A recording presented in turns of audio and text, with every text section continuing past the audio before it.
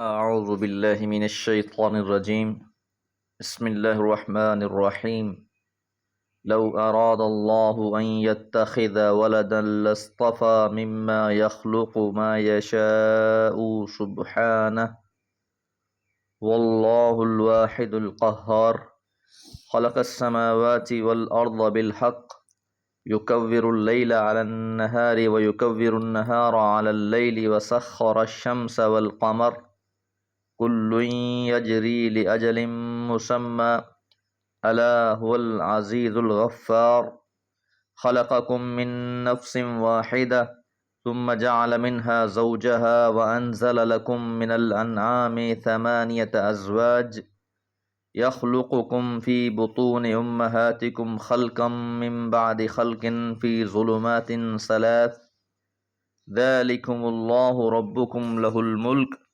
لا الہ الا ہو فأنا تصرفون۔ سورہ زمر آیات 4 سے 6۔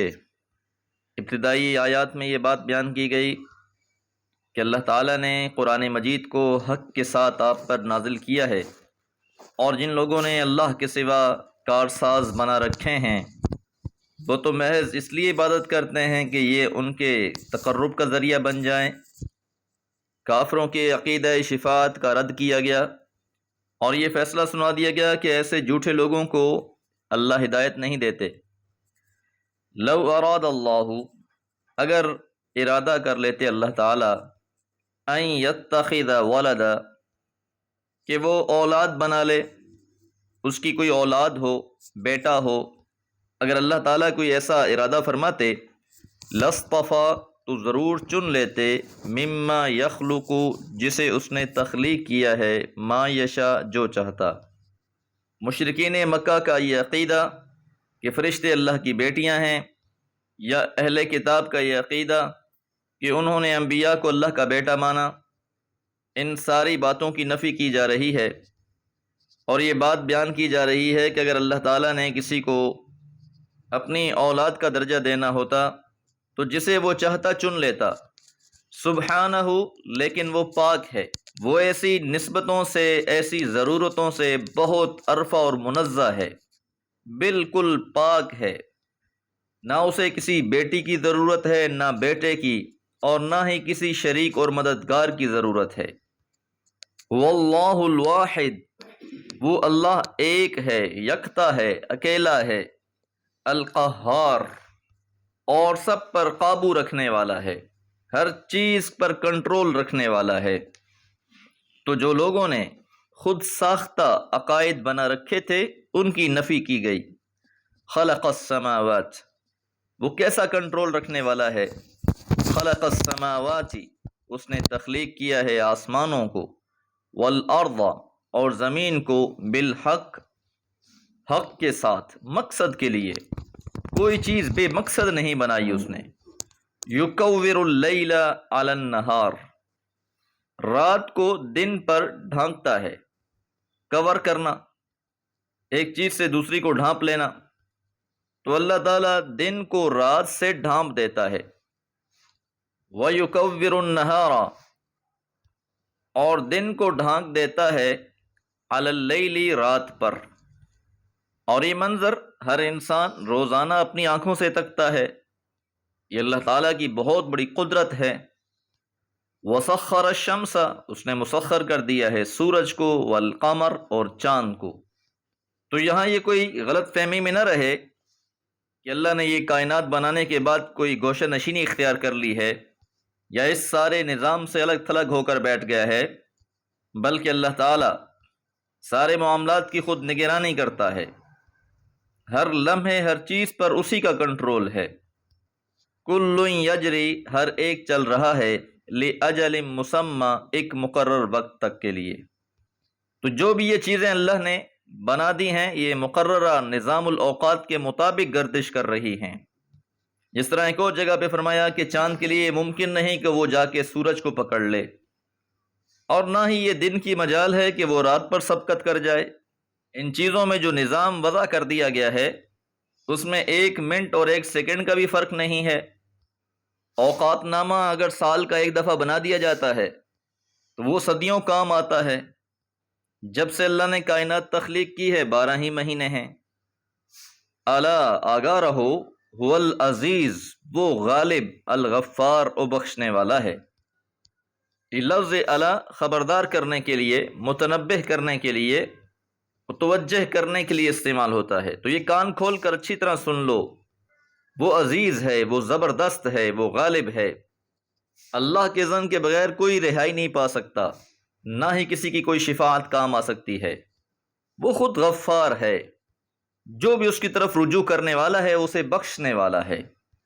خلقکم، تم کو پیدا کیا ہے، من نفس واحدہ، ایک نفس سے، اشارہ حضرت آدم علیہ السلام کی طرف۔ ثم جعل، پھر بنایا، منہا، اس نفس میں سے، زوجہا، اس کا جوڑا۔ حضرت اماں حوا کی تخلیق کی طرف اشارہ کہ حضرت آدم سے ہی اللہ تعالیٰ نے حضرت حوا کو تخلیق کیا۔ وَأَنزَلَ لَكُمْ، اور اس نے اتارے تمہارے لیے، من الانعام، چوپائے جانوروں میں سے، ثمانیۃ ازواج، 8 جوڑے۔ سورہ انعام کی آیات 143 اور 44 میں ان 8 جانوروں کا تذکرہ فرمایا، تفصیل بیان فرمائی گئی۔ بھیڑ، بکریاں، اونٹ، گائے اور 4 ان کے جن سے مخالف۔ یاد رہے کہ عرب میں معاش اور معیشت کا زیادہ تر انحصار انہی جانوروں پر تھا۔ لوگوں کی دولت کا اندازہ بھی اسی سے کیا جاتا تھا۔ تو اللہ تعالیٰ نے ہی سب کو تخلیق بھی کیا ہے اور رزق بھی دیا ہے۔ یخلقکم، وہ پیدا کرتا ہے تم کو، فی بطون امہاتکم، تمہاری ماؤں کے پیٹ میں، خلقا من بعد خلق، ایک خلقت کے بعد دوسری خلقت میں۔ اشارہ ان مراحل کی طرف ہے جن سے انسان گزرتا ہے۔ سورہ مومنون میں ارشاد فرمایا، ثم خلقنا النطفة علقة فخلقنا العلقة مضغة خلقنا المضغة عظاما فكسونا العظام لحما ثم انشأناه خلقا آخر فتبارك الله احسن الخالقین۔ پھر ہم نطفے کو خون کی شکل دیتے ہیں اور خون سے گوشت کا لوتھڑا بنا دیتے ہیں، پھر لوتھڑے سے ہڈیاں پیدا کرتے ہیں اور ہڈیوں پر گوشت چڑھا دیتے ہیں، پھر اس کو ایک نئی خلقت میں کر دیتے ہیں۔ تو ماں کے پیٹ میں جو انسان کی تخلیقی مراحل ہیں ان کا تذکرہ فرمایا۔ فی ظلمات 3، 3 اندھیروں میں، انسان کی خلقت 3 اندھیروں میں فرمائی ہے۔ یہ 3 تاریکیوں سے مراد مشیمہ، رحم اور پیٹ ہیں، تہ بتہ تاریکیاں ہیں۔ ان اندھیروں کے اندر اس قدر خوبصورت بچے کی تخلیق، یہ اللہ تعالیٰ کی قدرت کا شاہکار ہے۔ اندھیرے اور روشنی کی تفریق، ظاہر اور باطن کا فرق، جلی اور خفی میں امتیاز، یہ مخلوقات کے لیے ہیں، یہ عوارض انسانوں کے لیے ہیں۔ اللہ تعالیٰ تو ہر چیز پر قدرت رکھنے والا ہے۔ انسانوں کے یہ سارے مراحل بیان فرمانے کے بعد فرمایا، ذالکم اللہ ربکم، وہی اللہ تمہارا رب ہے، اسی اللہ نے تمہیں تخلیق کیا ہے، وہی تمہارا خالق اور مالک ہے، اسی کی بندگی مطلوب ہے، لہ الملک، اسی کی بادشاہت ہے، ہر چیز پر قبضہ اور قدرت بھی اسی کی ہے، اسی کی بادشاہی ہے۔ لا الہ الا ہو، اس کے علاوہ کوئی معبود نہیں۔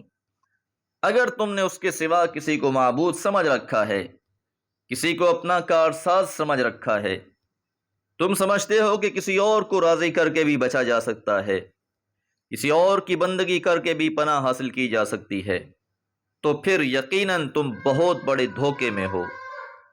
اس لیے فرمایا، فَأَنَّا تُصْرَفُونَ، تم کہاں پھرے جا رہے ہو، تم کہاں بھٹکے جا رہے ہو کہ اس اللہ وحدہ لا شریک کو چھوڑ کر حجر و شجر کو پوج رہے ہو، زندہ و مردہ کو پوج رہے ہو، خیالی دیوتاؤں کو راضی کر رہے ہو، کہاں بھٹکے جا رہے ہو۔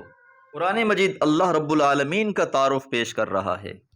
جس نے اللہ کی معرفت حاصل کر لی وہی کامیاب ہوا۔ وما علی الا البلاغ۔